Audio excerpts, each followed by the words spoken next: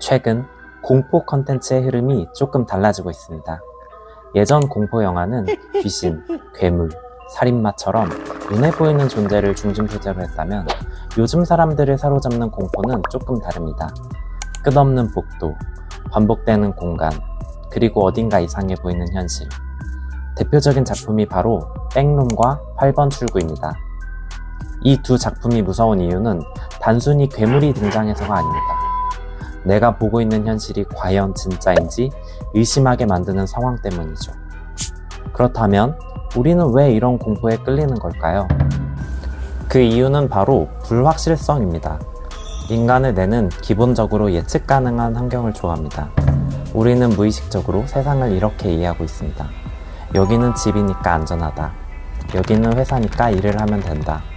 반복되는 일상은 지루하지만 예측 가능한 패턴이 있기 때문에 우리는 안정감을 느낍니다. 그런데 백룸은 이 규칙을 완전히 무너뜨립니다. 익숙한 사무실 같기도 하고 창고 같기도 하고 누군가의 집처럼 보이기도 하는 공간이 끝없이 이어집니다. 분명 공간이 존재하지만 이 공간의 목적은 없습니다. 왜 존재하는지도 모르고 어디로 가야 하는지도 알 수 없습니다. 인간은 때로 위험 자체보다 의미를 찾을 수 없는 상태에서 더 큰 불안을 느낍니다. 살면서 무언가를 하지 않아서, 하는 일에 의미를 찾지 못해서 불안을 느낀 적 다들 있으시죠?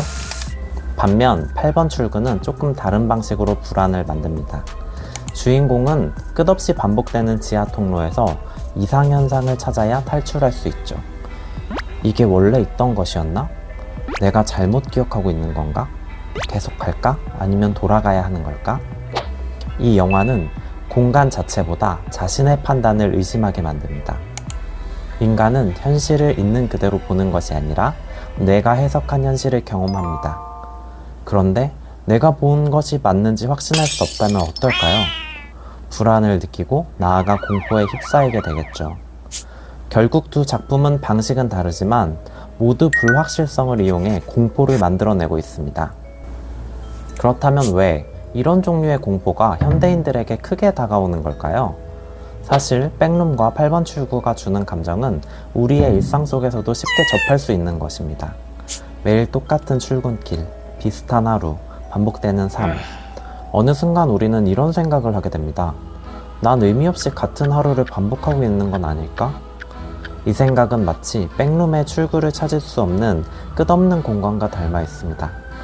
또한 우리는 수많은 선택지 앞에서 흔들리기도 하죠. 이 회사에 들어온 게 맞았을까? 그 사람과 헤어지지 않았다면 지금은 달랐을까? 이 선택이 옳은 선택일까? 이러한 고민은 8번 출구가 보여주는 자신의 판단에 대한 의심과 닮아 있습니다. 물론 이런 불안은 과거의 사람들도 겪었습니다. 하지만 현대인은 인터넷, SNS를 통해 수많은 선택지와 비교 대상을 보며 살아갑니다. 과거에는 자신이 걸어가는 한 길에 집중했다면 이제는 가지 않은 수많은 길들까지 보게 된 것입니다. 더 나은 직장, 더 성공한 사람, 다른 삶의 가능성들. 그 결과 우리는 현재의 선택뿐만 아니라 존재하지 않는 수많은 가능성까지 비교하게 됩니다. 즉, 백룸과 8번 출구의 공포는 단순한 설정이 아니라 현대인이 실제로 경험하는 불안과 맞닿아 있는 것입니다. 조금 더 깊이 들어가 볼까요? 철학은 오래전부터 이런 질문을 던져왔습니다. 인간은 왜 존재하는가? 어떻게 살아야 하는가? 내 삶은 어떤 의미를 가질까?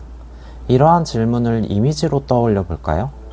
낯선 곳에 놓여진 인간, 갈림길 앞에서 망설이는 인간, 출구를 찾는 끝없는 여정.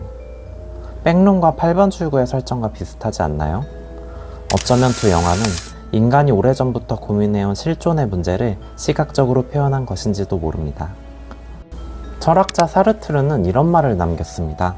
인간은 자유를 선고받았다. 인간은 스스로 선택해야 하고 그 선택의 책임 역시 감당해야 한다는 뜻입니다. 어쩌면 우리가 이 두 작품에서 느끼는 공포는 결국 아무도 대신 답해주지 않는 인생 자체일지도 모릅니다. 하지만 그 불확실성이 꼭 부정적인 것만은 아닙니다. 정해진 답이 없기 때문에 우리는 직접 길을 만들 수 있습니다. 아무것도 없는 방에 내가 직접 고른 가구를 놓아 나만의 공간을 만드는 것처럼 말이죠. 끝이 보이지 않는 터널과 텅 빈 공간은 두려운 곳이지만 동시에 우리가 스스로 의미를 만들어 갈 수 있는 가능성의 공간이기도 합니다.